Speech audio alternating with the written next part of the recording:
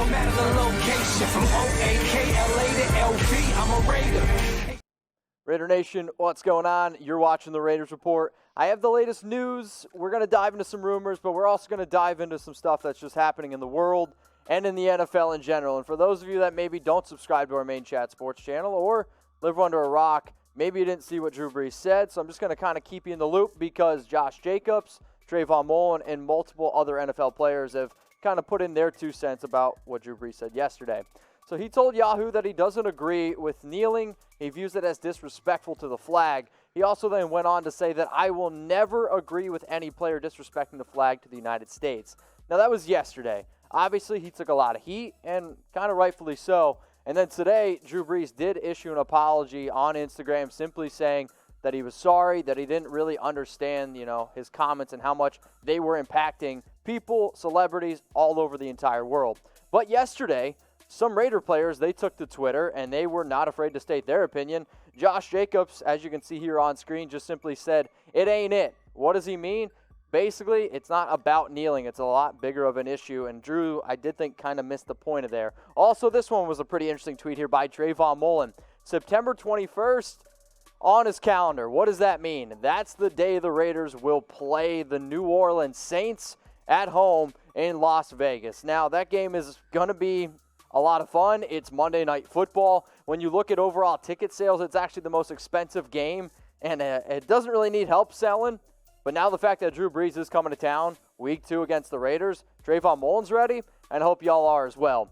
So what I want to do on today's show is just show that we need to start uniting together, not just as fans, not just as people around the NFL, but in the world in general, okay? So I don't care if you're black, I don't care if you're white, purple, yellow, whatever color you are. I want you to type unite in the comments section. Let's get it together because, again, together we're a lot stronger. Let's go to the next story here, and it's around Mark Davis. And I don't know if you can hear me clapping, but I hope you can because I am going to give a round of applause for what Davis and what he's doing. So he elaborated a little bit with ESPN on Sunday night, and his statement was just regarding the death of George Floyd, and he said that he's already had conversations with Nevada Attorney General and Clark County Sheriff. So this is one of his quotes here. I want to get together with players, coaches, and community leaders to get the conversation going, to discuss how to go forward. The solutions start here at a local level with the Attorney General, with the Sheriff, and other community leaders opening up the lines of communication. That's the beginning. And it's true. That is the beginning. I mean, we've already seen some other NFL coaches. We've seen some college programs as well get together with their players. I expect the Raiders to do the same. But I do want to just kind of tip my cap to Mark Davis because he was one of the very first owners to kind of make a statement, to go ahead and go forward. And, I'm kind of sick and tired of people who have all this power tiptoeing around the issue. I know it might not seem like a big issue, but Mark Davis was actually the first NFL owner to even mention the word cops. Why? Because you need to spearhead the issue and go on from it. But also, it's easy to talk, right? I talk for a living, right? But you really need to go out and actually make an impact, and that's what Mark Davis is doing. So I love this quote too. If they have something to say, I'll stand beside them. I won't stand behind them. I'll stand beside them. This is him basically talking about with his players. And if there's something I don't know, I'm happy to listen to them. We've got to find a solution. And again, I like everything that Mark Davis said. I like the way that some of these Raiders players handled it. Let's get something clear. The show is about uniting everyone, and to continue to do that, we need to make progress. We need to see the problem and then act on it. Cool? Awesome. I asked you all to type unite early on in the show because I truly believe stronger together. We can be stronger together, and that's what we need to do. So I found these awesome deals here, and I want you to take advantage of them. They're in the description below, chatsports.com/RaiderStrong. That t-shirt you see on screen, it's only $14.99. The hoodie that's coming up here, only $37.49. And there's a ton of gear here, right? They got men's shirts, they got men's hoodies. They also have women's shirts as well. This one that you see is just under $19. Go to chatsports.com/RaiderStrong. And also, all proceeds, they go to the COVID-19 Relief Fund, okay? United Way. We're just trying to help out here. We're trying to do what we can as well. Go to chatsports.com/RaiderStrong. Speaking of strong, Carr's kind of stepping up to the plate, and I think he's sending a strong message here. My goal is simple, and that is to unite people. Derek is refusing to just stick to sports. And I don't know if you remember like the story that came out a few years ago where some woman just told LeBron to shut up and dribble. That's kind of like what Derek is talking about here, where he's like, man, I got a big platform. I can connect with a lot of people. If you want me to just stick to sports, that's not the kind of person that I am. So I like the fact that he is looking to lead on the field, but he's also looking to lead off the field because, again, when you're talking about making a change, you need your players, face your franchise, to step up, and that's what he's doing. So here's Derek Carr's quote. For years, we have all been taught to just stay out of politics, not just as white athletes, but all athletes in general. I think over the last couple of years, people have begun to break down these barriers by using their platform for what they believe is right. He also went on to say this, my goal is simple, and that is to unite people. Nothing bigger, nothing smaller. Unity is how we will see real change occur. As a spiritual, God-fearing man, I believe that our country is dealing with major spiritual, heart, and system issues. And I do agree with that. I mean, some of my best friends are black. I mean, my girlfriend, she's Hispanic, and, you talk to some of these people, and you see that, yes, there's an issue. So, I'm just letting y'all know it's why I wore a black T-shirt the other day. I stand with you, and I like that Derek Carr is stepping up to the plate as well. And I'll also say this, right?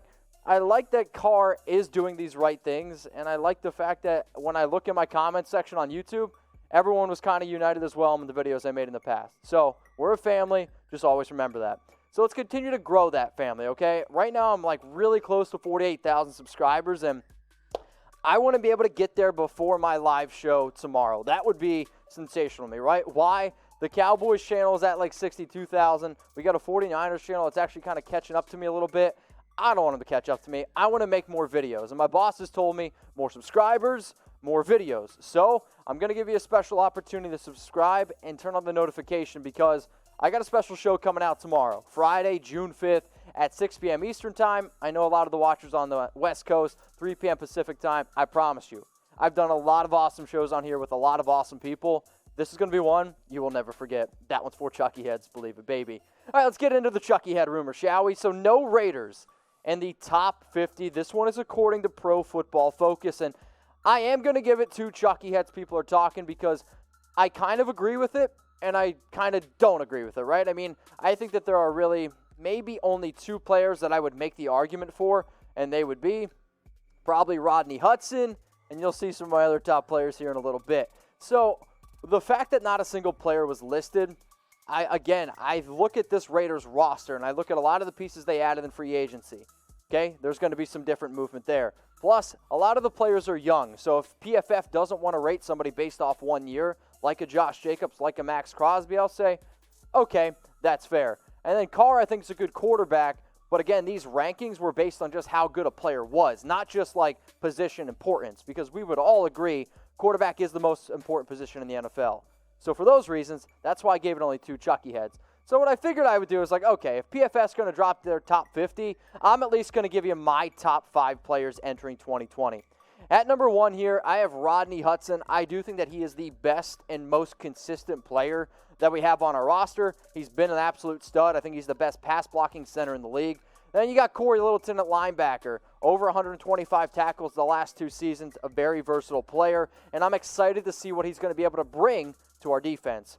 Number 3 is Josh Jacobs. If he would have played all 16 games and put up a little bit better numbers, I could have made the argument to go over Corey, but I need to see him stay a little bit healthier. Y'all know that I have high hopes for him. Let's go to another player entering year 2. It's Max Crosby coming off a 10-sack season.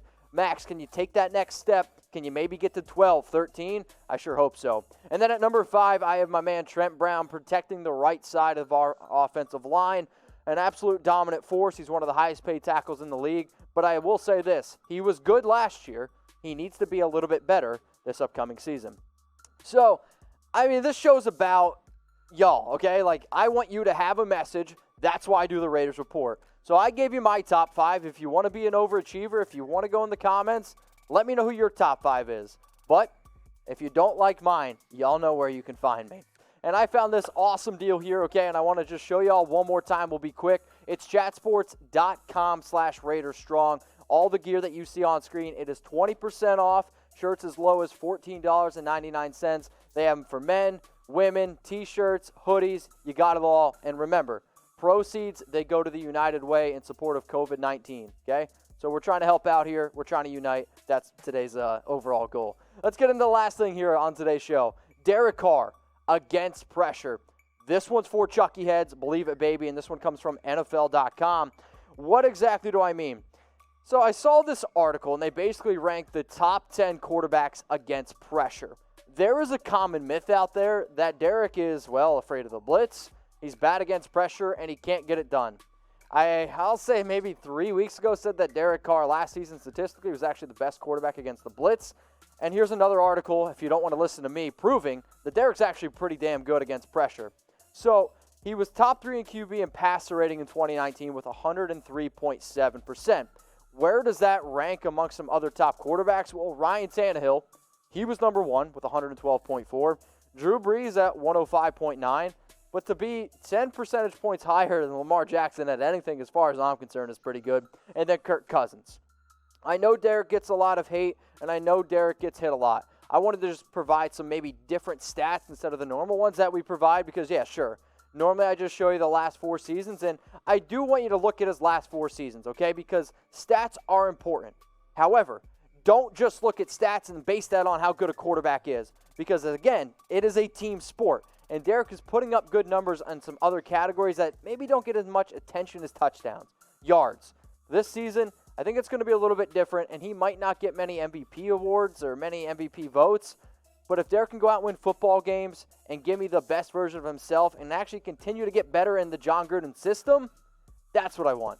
That's the DC that I want. Now, for those of you that made it to the very, very end of the video, I'm going to give you a chance to get rewarded. So I'm going to do a Max Crosby jersey giveaway on June 12th on one of my shows. And if you want a chance to win, all you got to do is give me a follow on Instagram at Mitchell Renz 365. Raider Nation, what's going on? Is this the #1 Raiders channel on YouTube? For Chucky heads, believe it, baby. And if you haven't already, subscribe right here. I'm giving you Chucky heads, news, rumors, Raider Nation rumors. And look at this, I'm making your life easier. Check out my next video. Thanks for watching, and go Raiders.